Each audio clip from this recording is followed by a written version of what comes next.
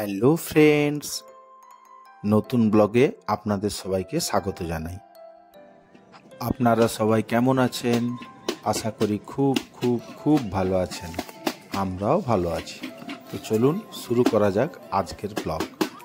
আজকের ব্লগ একটু অন্যরকম।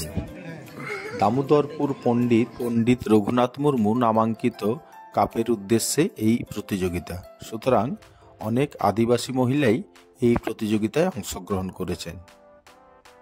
শীতের দুপুরবেলায় সুন্দর পরিবেশে এই খেলাটি অনুষ্ঠিত হচ্ছে। ফুটবল খেলাটি উপভোগ করার সাথে সাথে চলুন জেনে নেব আমরা ফুটবল সম্পর্কিত কিছু খুঁটিনাটি তথ্য।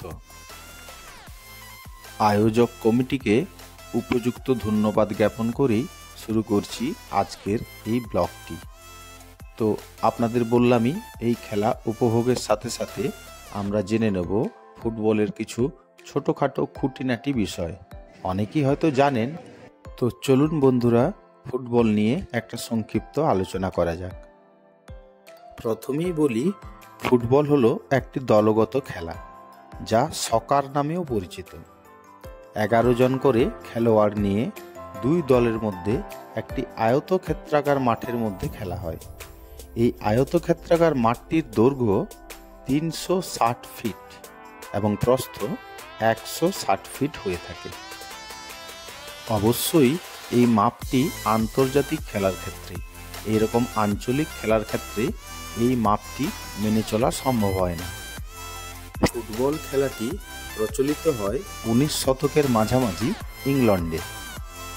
ভারতে ফুটবল খেলাটি প্রথম প্রচলন করেছিলেন ইংল্যান্ডের সৈন্যরাই।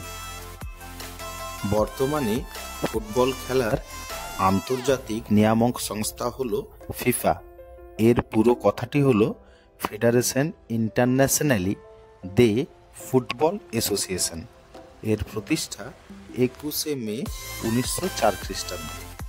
বর্তমানে এই ফিফার সদস্য সংখ্যা 211 এবং এর প্রেসিডেন্টের নাম জিয়ান্নি ইনফান্তিনো। ফিফার সদর দপ্তর জুরিক, সুইজারল্যান্ড। ভারত প্রথমবারের জন্য ফিফাতে অন্তর্ভুক্তি হয় 1948 সালে। বর্তমানে ফুটবলে ভারতের ফিফা র্যাঙ্কিং ছেলেদের ক্ষেত্রে 102 এবং মহিলা ফুটবলে ভারতের ফিফা র্যাঙ্কিং 65। ভারতে ফুটবলের নিয়ামক সংস্থা হল অল ইন্ডিয়া ফুটবল ফেডারেশন, যেটা তৈরি হয়েছিল 1937 সালে। Women football federation of India তৈরি হয় 1975 সালে। 1990 সালে এটি অল ইন্ডিয়া ফুটবল ফেডারেশনের সাথে মার্জ হয়ে যায়। ভারত 1950 সালে ফিফা ওয়ার্ল্ড কাপে কোয়ালিফাই করলেও তাতে অংশগ্রহণ করেনি। পুরুষদের মতো মহিলাদের ফুটবল বিশ্বকাপ 1991 সালে প্রথম হয়। বর্তমানে মহিলা বিশ্বকাপের মূল পর্বে 32টি দল অংশগ্রহণ করে। অলিম্পিক্সের মতো খেলাতেও পুরুষদের ক্ষেত্রে 1900 সালে থেকে প্রথম ফুটবল অন্তর্ভুক্তি হয়েছিল, যদিও মহিলাদের ক্ষেত্রে এটা 1996 সাল থেকে অলিম্পিক্সে অন্তর্ভুক্ত হয়। ক্রিকেট ও কাবাডির মতো ভারতের একটি অতি জনপ্রিয় খেলা হলো এই ফুটবল। ভারত ফিফার প্রতিযোগিতা প্রথমবারের মতো অনূর্ধ্ব 17 ফিফা বিশ্বকাপ 2017 সালে আয়োজন করেছিল। সন্তোষ ট্রফি হলো এমন একটি প্রতিযোগিতা যা নকআউট প্রতিযোগিতা ফুটবল টুর্নামেন্টে অনুষ্ঠিত হয় ভারতের বিভিন্ন রাজ্যের মধ্যে। সারদা এফসি হলো ভারতের সবচেয়ে প্রাচীনতম ফুটবল ক্লাব, যদিও বর্তমানে এর অস্তিত্ব নেই। বর্তমানে প্রাচীনতম ফুটবল ক্লাবটি হল মোহনবাগান এসি, যেটি 1889 সালে তৈরি হয়েছিল। পশ্চিমবঙ্গে মোহনবাগান এবং ইস্টবেঙ্গল এই দুই ক্লাবের খেলা বর্তমানে ডার্বি নামে পরিচিত। এই দুই ক্লাবের খেলা অত্যন্ত জনপ্রিয় এবং টান টান উত্তেজনার সাথে অনুষ্ঠিত হয়। ওয়াল্টার কেম্প হলো ফাদার অফ ফুটবল, তেমনি কিং অফ ফুটবল বলা হয় আমাদের সকলের অতি পরিচিত পেলে। ফুটবলের আরেকজন অতি পরিচিত কিংবদন্তি হলো মারাদোনা। ভারতের সর্বকালীন কয়েকজন বিখ্যাত ফুটবল প্লেয়ার হলেন সুনীল ছেত্রী, পি.কে. ব্যানার্জি, সুব্রত পাল, বাইচুং ভুটিয়া, শৈলেন মান্না প্রমুখ। এদের নাম না করলে ফুটবল খেলাটা অসম্পূর্ণ থেকে যায়। তেমনি ভারতের কয়েকজন মহিলা বিশ্ববিখ্যাত খেলোয়াড় হলেন চিত্রা গঙ্গাধরন, সুজাতা কর, আলপনা শীল, ঝাঁসি কোটেচা। এরা শুধু ভারতেই নয়, এরা ভারতের বাইরেও বিভিন্ন সময় ফুটবল প্রতিযোগিতায় অংশগ্রহণ করেছেন। এবার বীরভূমের এক মেয়ে রাজ্যের মানুষকে গর্বিত করল। বীরভূমের সিউড়ির 1 নম্বর ব্লকের অন্তর্গত গ্রাম পঞ্চায়েতের কাঁটাবনি গ্রামের পাপিয়া মুর্মু সুযোগ পেয়েছে স্পেশাল অলিম্পিক্সের ভারত ইউনিফায়েড ফুটবল দলের হয়ে খেলার। শুধু খেলাই নয়, আরও গর্বের বিষয় হলো পাপিয়া এবার ভারতীয় ইউনিফায়েড ফুটবল দলের যুগ্ম অধিনায়ক নির্বাচিত হয়েছেন। দেশের পাশাপাশি গর্বিত জেলার বাসিন্দারাও। পাপিয়া মুর্মু স্পেশাল অলিম্পিক্সের ইউনিফায়েড ফুটবলে ভারতীয় দলের হয়ে অংশগ্রহণ করার সুযোগ পাওয়ার পর দারুণ খুশি তার গ্রামেও, এবং আমরাও রাজ্যবাসী হিসাবে গর্বিত। ক্রিকেটের আইপিএলের মতো ভারতেও শুরু হয়েছে আইএসএল, ইন্ডিয়ান সুপার লিগ। এটি ভারতীয় ফুটবলে নিশ্চিত কিছু প্রতিভার আবিষ্কার করবে। পশ্চিমবঙ্গের মহিলা বিখ্যাত ফুটবল ক্লাবটি হল ইস্ট বেঙ্গল ফুটবল ক্লাব। বাংলার ফাদার অফ ফুটবল বলা হয় নগেন্দ্র প্রসাদ সর্বাধিকারীকে। ভারতের সর্ববৃহৎ ফুটবল স্টেডিয়ামটি হল কলকাতার যুব ভারতী ক্রীড়াঙ্গন।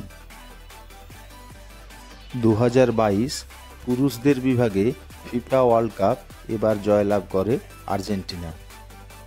অনুরূপভাবে মেয়েদের বিশ্বকাপ 2019 জয়লাভ করেছিল আমেরিকা। ব্যালন ডিয়ার, যেটা ফুটবলের সবচেয়ে প্রেস্টিজিয়াস অ্যাওয়ার্ড, সেটা এবার জয়লাভ করেছে 8মবারের মতো আর্জেন্টিনার লিওনেল মেসি।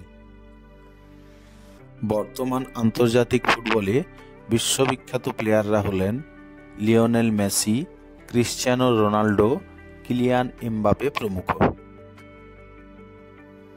মাঠে খেলার পজিশন অনুযায়ী গোলকিপার, ডিফেন্ডার, মিডফিল্ডার এবং স্ট্রাইকার, এই 4 ভাগে প্লেয়ারদের বিভক্ত করা হয়।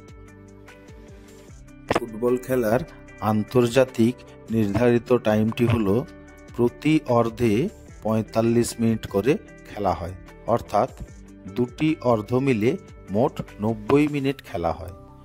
নির্ধারিত সময়ে যদি এই খেলার মীমাংসা না হয় তাহলে নকআউট পর্বে আরও অতিরিক্ত 15 মিনিট করে 2 অর্ধে, অর্থাৎ আরও অতিরিক্ত 30 মিনিট, মানে প্রথমার্ধে 45, দ্বিতীয়ার্ধে 45 এবং অতিরিক্ত সময় 30, মোট 120 মিনিট খেলা হয়। 120 মিনিট খেলা হওয়ার পরেও যদি মীমাংসা না হয় তাহলে পেনাল্টি শুটআউট বা সাডেন ডেথের মাধ্যমে ফলাফল নির্ধারিত হয়। এটাই হলো আন্তর্জাতিক ফুটবল খেলার নিয়ম। ফুটবল খেলার মাঠে যিনি খেলাটা বাঁশির সহযোগে পরিচালনা করেন তাকে বলা হয় রেফারি, এবং ওই রেফারিকে সাহায্য করার জন্য লাইন্সম্যান 2 জন থাকেন। তারা পতাকা নিয়ে ওনাকে বলের গতিবিধি সম্পর্কে এবং অফসাইড সম্পর্কে অবহিত করেন। বর্তমান আন্তর্জাতিক ফুটবলে আর্টিফিশিয়াল ইন্টেলিজেন্স এবং ভার, এই 2 টেকনোলজি ব্যবহার করা হয়। এখনো পর্যন্ত সবচেয়ে বেশিবার ফুটবল বিশ্বকাপের শিরোপা অর্জনকারী দেশের নাম হলো ব্রাজিল। 1930 সালে প্রথমবার ফিফা বিশ্বকাপ অনুষ্ঠিত হয়েছিল এবং প্রথম বিশ্বকাপ 1930 সালে জয়লাভ করেছিল উরুগুয়ে। তো বন্ধুরা, এতক্ষণ খেলা চলতে চলতে আমরা ফুটবলের অনেক কিছু খুঁটিনাটি জিনিস নিয়ে আলোচনা করলাম। ফিরে এলাম পণ্ডিত রঘুনাথ মুর্মু ফুটবল টুর্নামেন্টে। মহিলাদের এই ফুটবল টুর্নামেন্টটি সত্যিই একটা প্রশংসনীয় উদ্যোগ। এইভাবে যদি প্রত্যেকে ফুটবল খেলার প্রতি উদ্যোগী হয় তাহলে আমরা নিশ্চিত ভারতের প্রায় 50 কোটি দেশের জনসংখ্যা একদিন নিশ্চয়ই ফুটবলের বিশ্বের যথাযোগ্য সম্মান প্রতিষ্ঠা করতে সক্ষম হবে এবং ভারত একদিন নিশ্চয়ই জগৎ সভায় শ্রেষ্ঠ আসন লবে। ভারতীয় ফুটবলের উত্তরোত্তর শ্রীবৃদ্ধি কামনা করে এবং পণ্ডিত রঘুনাথ মুর্মুর এই টুর্নামেন্টের উত্তরোত্তর শ্রীবৃদ্ধি কামনা করে আজকের ব্লগটি এখানেই শেষ করছি।